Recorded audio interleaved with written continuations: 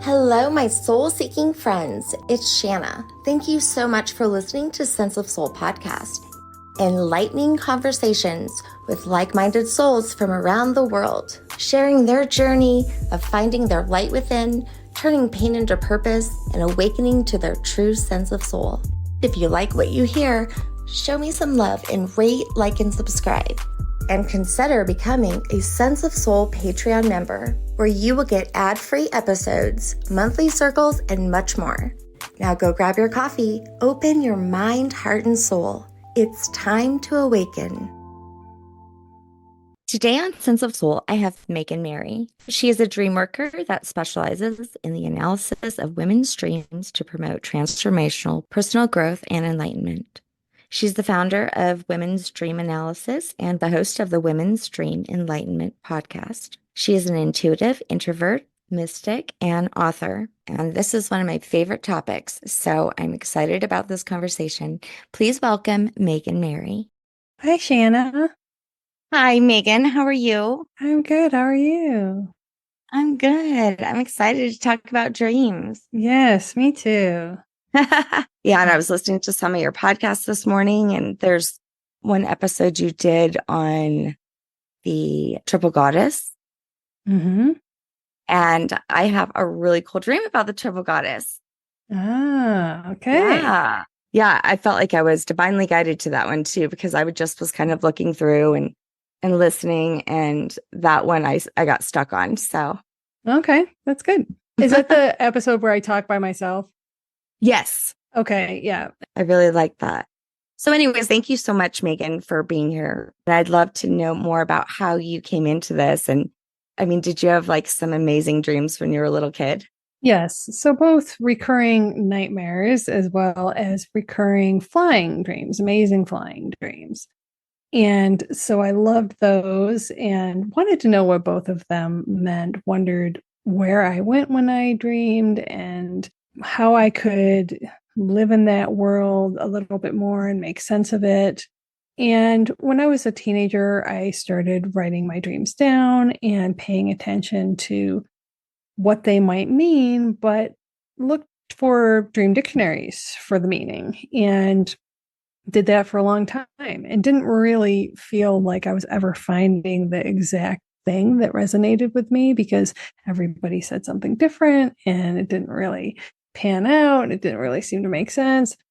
And so I dabbled with a lot of different esoteric and metaphysical things throughout my life, but it wasn't until I really became very ill that I had to reevaluate my life direction. And I really started returning to the wisdom of my dreams. And I had shut them off for quite some time. I wasn't listening, didn't really want to hear what they had to say, and realized that that really was a source of so much guidance for me and the key to what I was seeking. And when I started listening, all of my guidance from my higher self came through about my new path. Wow. That's amazing. You know, I also had recurring bad dreams when I was little. Mm-hmm. Like one of my earliest ones, it's very real. I can see it, very clearly even today, but it was this purple werewolf that used to, come into my dreams and scare me. And when I was doing my ancestral work, I learned about this like legendary myth behind this werewolf in the parish of Louisiana that my ancestors lived in Plaquemines Parish. And he was known as the Loup-garou. Once I heard this, I saw that same vision of in my dream of that werewolf. So Wow. I feel like there was an ancestral connection. Yes, definitely, probably. It's amazing. I love how you fell into this through your own experience. A lot of people, might just study it a lot and maybe curious about it and then go into it to help other people. But, I think there's a lot to say about someone who has experienced it. It's kind of like for me with my ancestral journey, I mean, it took me 6 years just to do mine. So once I did mine, other people start asking me if I would help them. And then it turned into something that I do for people. But it was because of the road that I went down first. I love Absolutely. that about Yes. you. Yes. Thank you. So it's very much the wounded healer path that we all take, right? So we all have something that happens to us that makes us go through the dark night of the soul, whatever it is, in which we discover our gifts or our true calling. And then that becomes the higher purpose that we align ourselves with when we really do the self work and put aside the fear. And so often that's what one of the reasons I really like working with life coaches a lot is because they already have done a lot of the work. They already realize the importance of doing continual inner work and how the onus really falls on you to be open and want to expand yourself. And when you do, very often you then want to pass that along to others because Right. you realize how profound it's been for you and you almost have no other choice. You're really called. So was there like a journey for you through your dreams that you were, feeling that? Like you were like, oh my gosh, this is my calling. This is what I'm Mm. supposed to do. Yes, 100%. Then there were so many different Mm. ones, but they were so profound and dramatic, beautiful, and really prophetic, really leading me down that Mhm. path. And at first, there was a lot of resistance, a lot of fear, a lot of doubt, a lot of imposter syndrome, a lot of I can't do that right now because my life is this and I'm doing this. And there's a million reasons why that won't work. And I don't want to do that. And it was difficult to put all that aside to find the courage to step into that role and say, yes, okay, I'm going to own this. This is my inner knowledge, my inner wisdom. And I know this to be true without having to pay a bunch of money to get another degree or get another certificate or get another stamp from someone when this is really the experience that I have gone through. And I know in the core of my soul that it's true and that it's valuable. There's so many different kinds of dreams, like having visitations from loved ones. My dad visited me in my dreams. Yes, me too. Yes, and my father passed when I was much younger as well, and I had many dreams with of him and with him, and so I really feel there's so many there's so much we don't know about the dream world. I know there's been a ton of philosophy and theory and psychology and science around the research of it, but I feel we still aren't completely grasping the spiritual aspect of it, which is why I call myself a mystic because I'm not coming at it from a completely psychoanalytic, traditional viewpoint. Yes, I've studied those things as I've studied so many other things, but that's not all the entirety of what I think the dream world holds. And so I really take a much more spiritual perspective on it, which is why I feel that dreams can provide spiritual guidance. And by decoding them and figuring out what our own dream language is, we can gain insight and gain spiritual guidance. And that's really what I want to encourage everyone to do is to realize that so much of our potential is in there. And if we just start listening to it and we start learning how to work with it, that the benefits can be really great, really, great. So you said dream language, that we need to Mm-hmm. figure out what our dream language is. Tell me about that. Yes. What do you mean by that? So I view dreams as a story. And my background really is in literature. And it really was one of my great loves because I loved analyzing the story behind literature and the words. And I view dreams as a story that tell us a certain message, much like a parable would or a lesson. And so I have a method that I call the dream mirror method, and it allows you to draw out the subconscious meanings into your waking life to decode your dream, to decipher what that meaning is of each dream. And many times people feel that their dreams are mundane or senseless or regurgitations of the day or just silly or weird, or they don't really have any particular meaning.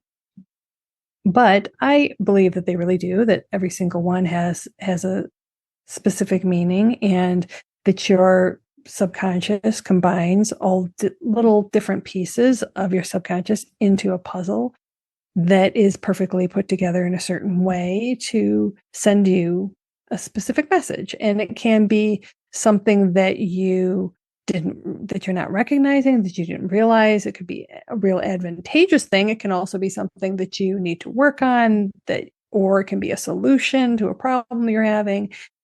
And of course, we also have the ability to incubate dreams and manifest dreams to help us as well. So there's so many applications, and I feel that my method is the one that has worked best for me out of all the different approaches that I've researched and tried out.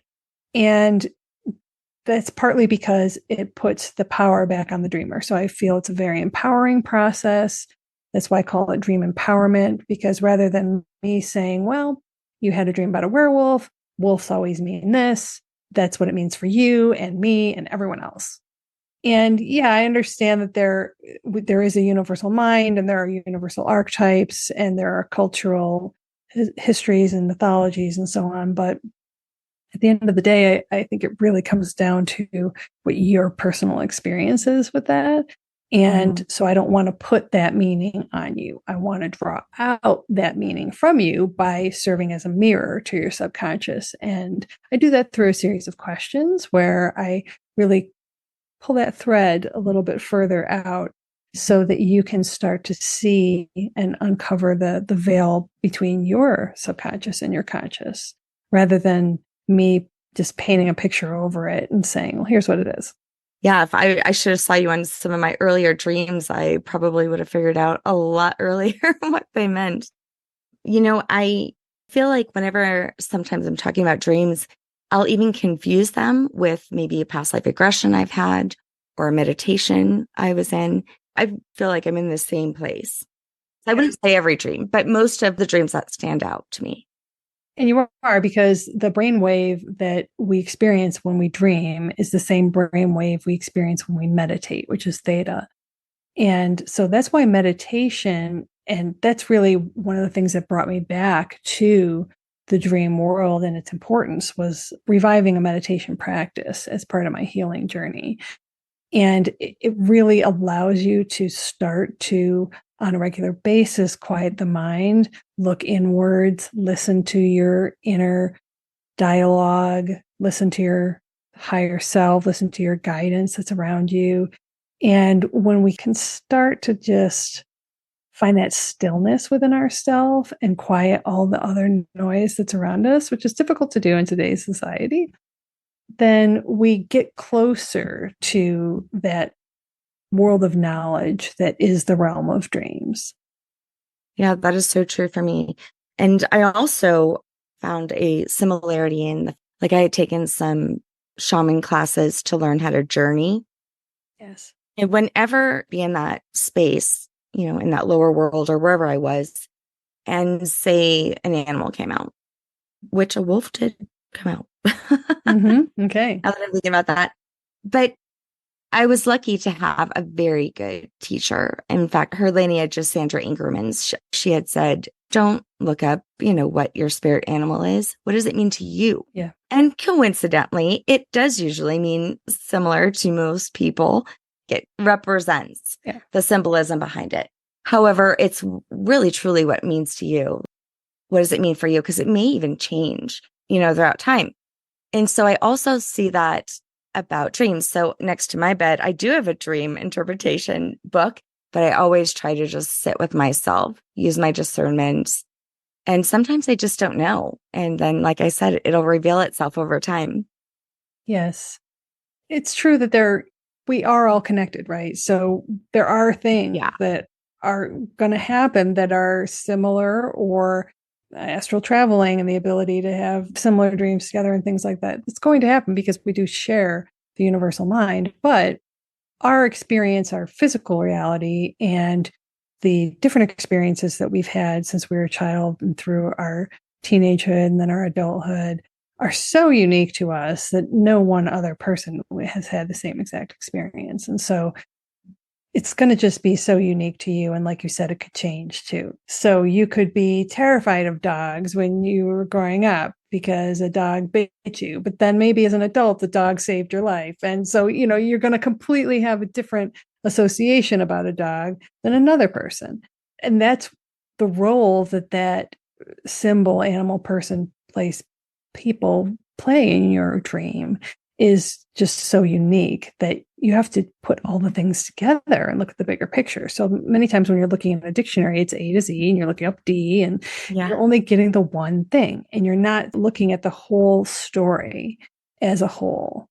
Yeah. I have had where one day I was talking to my daughter and I was saying, I have this crazy dream. I'm in this like terminal airport kind of type place, but it's very high. It's nothing I've ever seen. Everything is very sleek and there's like no right angles. It's all white. And there's this people mover and I'm on it. And I see that there's like these gates, but I'm looking for something and I don't even know what I'm looking for. I'm just looking. And my daughter starts finishing my sentences. She's like, wait, what? This is a reoccurring dream for me. And she is describing exactly what I've seen, but she's hiding from something.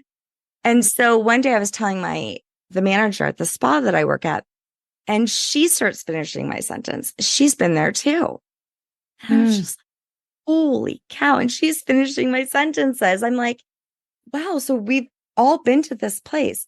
And then just speaking about it more and more, I've heard other people have been to this place. What was interesting when I did a QHHT session, I went there and I got validation from my higher self of what this place was. And what I had told her under hypnosis was that this was a terminal that you could go to any dimension. You could go to different dimensions, different planets. Just was so amazing. Then one day we're watching the movie Soul by Disney. I haven't seen it. And it's like this place. And me and my daughter are actually watching it together. We both look over like, I was like, maybe the person who created this movie has the same dream. And it's the people mover. And at the end of the people mover, it falls to the sky and they are like born. Oh, interesting. It was so crazy, but we both knew right away that was that place. And it's like when the mass or the collective is having, a dream about a place that doesn't exist. Well, not to my knowledge, anyways, in this physical realm. Right. Yes. And that's why I feel like the dream world is so important. And we discard it. We just don't pay attention to it at all. And there's so much more happening. There's so much more potential. And there's not enough spaces to be able to share this kind of stuff. Or I think a lot of us would probably connect more to that. Yes, absolutely. So one of the dream researchers, Montague Ullman, calls it dream appreciation. And he really talks about how it's not part of our cultural makeup. We don't do it as part of our family. We're not taught it in school. It's not acknowledged as anything important in our life path. And so I really feel like there's so few people just trying to just get dream appreciation out there. But we're in an awakening phase. There's a lot of people waking up, a lot of people seeking and questioning and looking for answers. And it's my hope that dreams can be, another one of those portals for people that they hadn't considered before, that's accessible to them. A lot of times they'll say, oh, I can't dream. I never remember my dreams. How do you guide them through that? Yes. And I hear that a lot. And I hadn't really even considered that would be an issue because I'm such a high dream recaller. Now, one of the reasons I work with women exclusively is because they're high dream recallers. So women apparently remember dreams a lot more in depth. They also write down a more in-depth, detailed record than men will. And Patricia Garfield actually has a book, Women's Bodies, Women's Dreams. And it's so interesting when you see the scientific studies that have been done where they give you two different dream records and they say, which one's the men's and which one's the women's. Yeah. And it's because the Obvious. men's are really short and they summarize and they don't give you the detail. Meditation, obviously, I feel is a really great portal to that. I feel like starting to have a meditation practice has so many health and stress benefits also, but it also can really open you up spiritually. It can increase your spiritual intelligence in a way because it allows you to start listening to that quiet voice that can become louder once you give it some appreciation. And I also encourage people to, I don't want to say change your sleep habit, but change a little bit what happens when you wake up. So when you first wake up, instead of immediately jumping out of bed, spend a moment in that quiet space with your eyes closed and think backwards about what you were just doing. So it's kind of like when you walk into a room and you go, why did I come in here? I totally lost my train of thought. What was I just going to do? And you Yeah. have to stop and you have to think backwards. Okay, yeah, I was just talking with you about that. And then, oh, yeah, that's right. I was going to do this. Mhm. So it's kind of like that, except you're thinking Yeah. backwards about where you just were, who you were just talking to, what you were just trying to figure out, what you were just concentrating on, what you were just experiencing. It takes practice. Even for me, it takes practice on a regular basis. But when you can take the time to just think for a moment, you'll sometimes get a hit when you just have to be patient and you'll get a little hit. Oh yeah, I was walking in the mountains or whatever. And then you concentrate on that image as much as you can. And when you do, the rest of it just starts to illuminate, starts to appear. It's like pulling back that curtain. Oh yeah, and before that I was doing this. And then I was talking, and there was these other people there and I was talking to them. And before that, this happened. And before that, this happened. And so it's really just having that patience and that openness to start revealing that world. And it also feels like a deja vu a little bit, Mm-hmm. where you're like, you barely have it. Like Yep. it's almost there, which is interesting because I feel like there's a lot of times I dream about people I've never seen before, situations I've never been in before, a place I've never seen, a person I've never met. Yeah, they're bringing Yes. me like some divine wisdom. Yes, absolutely. Yes. I would say the majority are people that I don't recognize or don't know.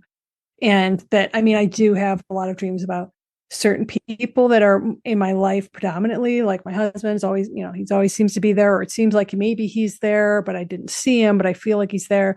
But a lot of times it's really just some random woman come up to me and tells me something. And it's like, wow, okay. This Yeah. is significant. Yeah. Yeah, that's so weird. Also, I would say that I think most of us have experienced lucid dreaming or have at least tried. It's those dreams that where you wake up and you're like, oh, I want to go back into the dream. I want to go back. I want to, experience that more, or I want to change something. Sometimes you can and sometimes you can't. Yeah. And God, I hate when I can't. I hate when I can't go back. Well, waking visualizations done while you're awake can actually be a great way to re-enter a dream scenario that you want to change the ending for. And can be a very therapeutic practice. So you can use your meditation as part of that and go into a visualization where you re-enter that dream scenario that you remember, but then imagine a different outcome for Yeah. yourself. And in doing that, it's kind of subconsciously giving a suggestion to your subconscious so that the next time it presents that scenario, it may end up going a different way. Also, if you can attain a state of lucidity once you find yourself in that same situation again. So this is a really great strategy for recurring dreams and nightmares. If you're able to obtain lucidity and say, "Oh, wait, I'm dreaming right now. I don't want who's chasing me, or I don't want to keep running, or I want to change this. I don't want to be here right now."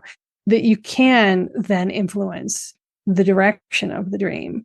And that can be extremely powerful and extremely healing. The benefits are so wide ranging, and also just really gain a self confidence, a sense of empowerment, because you don't no longer feel like you're just the observer, but you're actually have some agency. And that then begins to reflect in your waking life, that Your you waking life. Yes. feel that you have that Yeah. agency, which you do, because many times our limitations are just the illusions that we put on ourselves that come from our subconscious.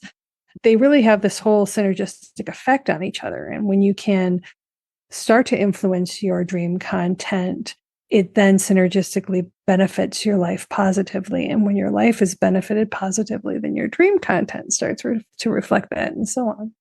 Yeah. I mean, like if you can do that in your dream, why would you not be able to do that in real time? Yeah. Quantum physicist Cynthia Sue Larson, who I had on, she said, we need to be living like we're in a lucid dream. Yeah. Yes. And I think quantum physics has so much to teach us about the dream world, because it really is beyond time and space. That's why it has so much potential. That's why so much is possible in the dream space, from, like you said, visitations to premonitions to astral travel to encountering our spirit guides and receiving Past guidance life. from our higher self and experiencing past life. All those things are possible in the dream world, because I feel like it's not part of this world, and it's not constrained to the limitations of this 3D world. And we're part of it because I feel that we're spirits having a human experience. So we're spirits before, and we're going to be spirits after. And when we dream, we're spirits again. Hey, animal lovers, have you ever wondered what your fur baby is thinking? Or you just want to connect with your animal on a deeper level? Well, look no further than Sense of Soul's new affiliate, animal communicator, the talented Nicole Harp. Nicole can help you intuit the connection between your soul and higher source as she uncovers and shares important insights with you to create a happy and joyful life for both you and your loving animal. Nicole connected to my dogs, Ayla and Rascal, and it was one of the neatest sessions I have ever experienced. She offered my family a glimpse into their world and offered helpful suggestions, making information individualized and purposeful, which led to healing for the whole family. She creates an open-hearted experience that you will remember and treasure. Wait no longer to connect with your soul and the souls of your loving animals. Contact Nicole today and experience the magic of her work. Go to her website, harpspace.org. That's HARPSPACE.org. And make sure to tell Nicole that you found her from Sense of Soul podcast. You can also go to www.senseofsoulpodcast.com. Under the Network of Lightworkers, you can find these links in the show notes. Now back to our amazing guest. Can you share one of your profound dreams? Well, I had this dream that it was after I had released my podcast. And so I had felt really called by spirit to do this, all to start the dream analysis and really build my business up. But I had no intent to start a podcast. And then I kind of received notice that, yes, I was going to create a podcast. And I didn't even listen to podcasts at that point. So I was kind of like, I don't know how I'm going to do this. And so I started doing that. And after I feverishly worked to get 13 episodes ready, because 13 is my favorite number, and I wanted there to be 13 episodes, and I released season 1 on summer solstice.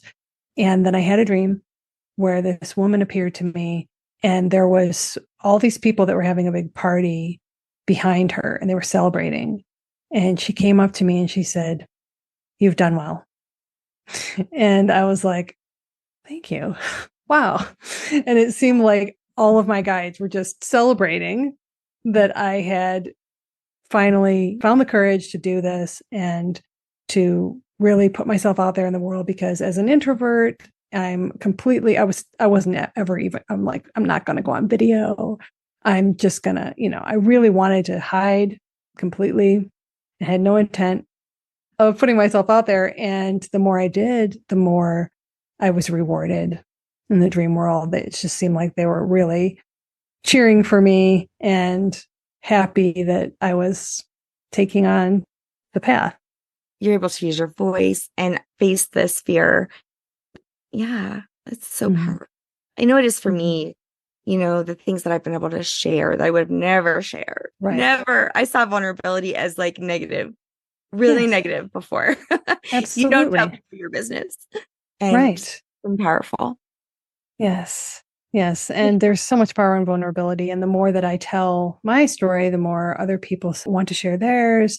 And it really accumulates that dream appreciation, but it also creates a space where people can start to feel comfortable sharing their dreams because people are so often ashamed of them because they didn't have any agency in creating them, they feel like, and they feel like they were just thrust upon them and now they don't know what to do with them.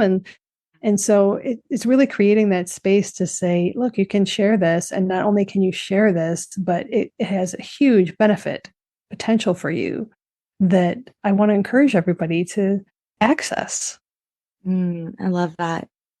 So I do want to share my dream with you on the triple goddess.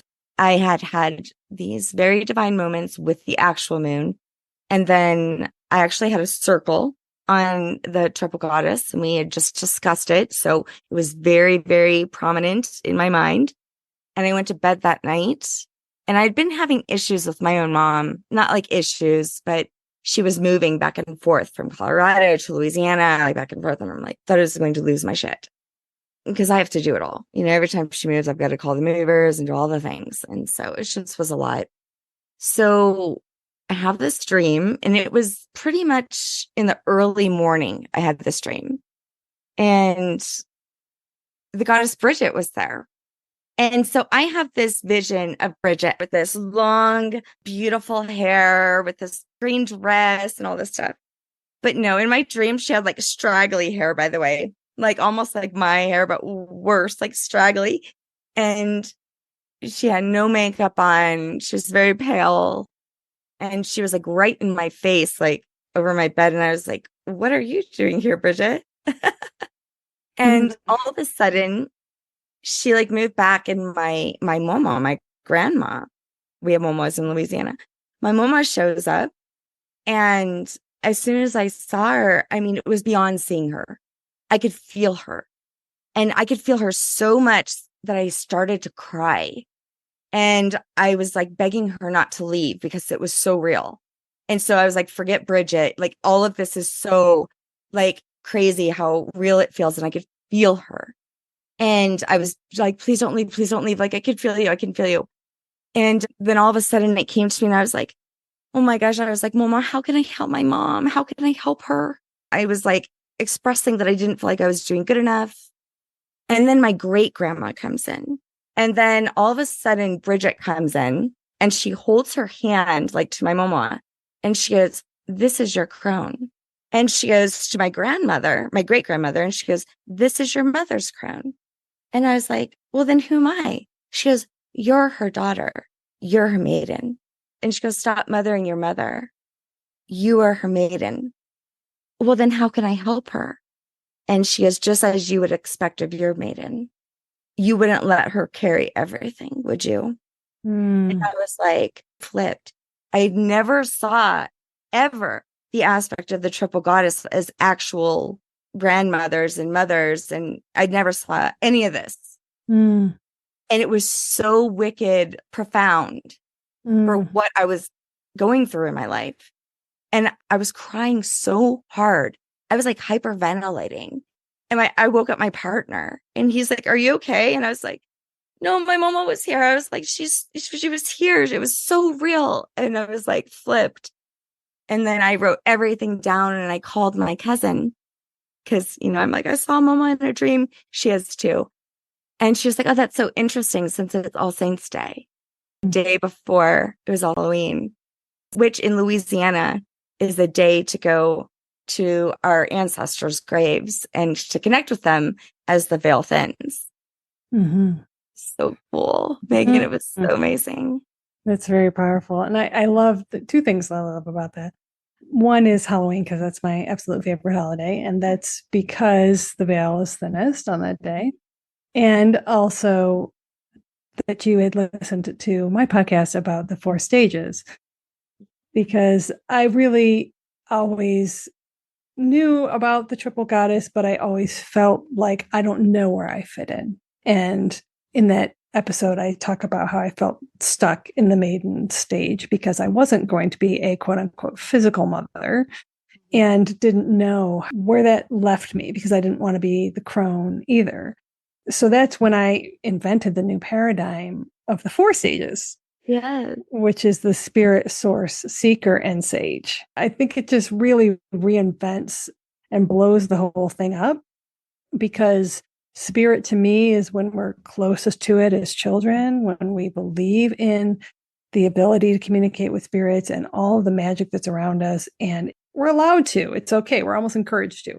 But then when we move past that, we're told that we can't do that. And then we move into that source stage where we're really starting to be told you have to create things, you have to create your world, you have to have a career, you might become a physical mother, you have to be the source of everything that you want in the world. And once we go through that stage, and it doesn't have to be linear, but many of us enter into what I call the seeker stage. And that's really where we say, but I did all that. And now there's something missing. I still don't understand why I'm here. What's my purpose? There's more than meets the eye than this physical world. And I want to know more. And I want to really align myself with my powers. And I want to help others. And I want to step into this, knowing.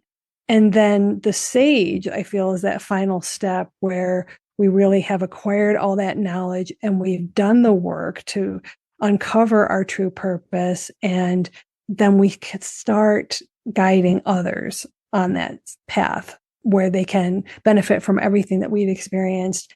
And we're giving back. I mean, I always wanted to be a sage. I thought that was like a fabulous thing to be. So I reinvented those 4 chapters because I feel like they empower us on our journeys. Yeah. The moon, she dances across the sky. She's unpredictable. She shows different sides of herself. And the sun's just so predictable. It does the same thing. It rises in the east and sets in the west every day, which we need to have organization and schedule. But women are always going through these phases.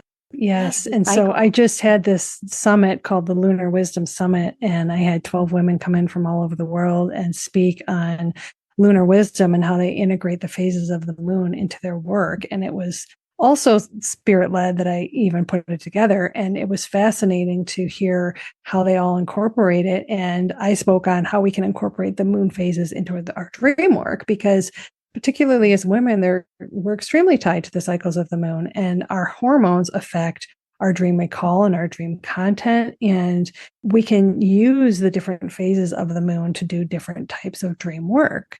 And so really aligning ourselves with that power is so therapeutic and beneficial because we're part of that. We're being affected by it. So whether we acknowledge it or not is, we're not really embracing and taking advantage of that power that's there for us. So true. Well, thank you so much for coming on. I really appreciate it. Share with our listeners where they can contact you and where they could find your podcast. Tell them all the things. Yes. So you can find me at womensdreamanalysis.com. And on there, I have live events and dream sessions. I have something called Dream Journeys, which is a series of sessions. I also have an online self-paced course for women's dream decoding.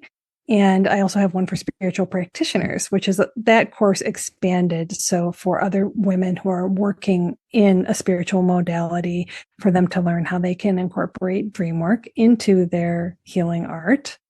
And then I also recently launched something called the Women's Dream Collective, and it's an online space for women to seek, share, and support each other. I do live dream circles and networking circles, and it's just a wonderful place where I have all of my podcast guests come in and everyone else that I've crossed paths with, and I hope that we can all just share our energies together. So my podcast is called Women's Dream Enlightenment. You can also find that on my website, Women's Dream Analysis. And on that podcast, I do live dream interpretations, deep discussions, and have women come on and share their stories of spiritual awakening. Awesome. I'll put everything in the show notes. I love us so much. Dreams are so important to me. It's so important. I say this almost every episode almost. Thanks for coming on. Awesome. Thank you so much. I really appreciate you having me. Thanks for listening to Sense of Soul podcast. And thanks to our special guests for joining me. If you want more of Sense of Soul, check out my website at www.mysenseofsoul.com, where you can work with me one-on-one or help support Sense of Soul podcast by donating to my coffee fund. Thanks for listening.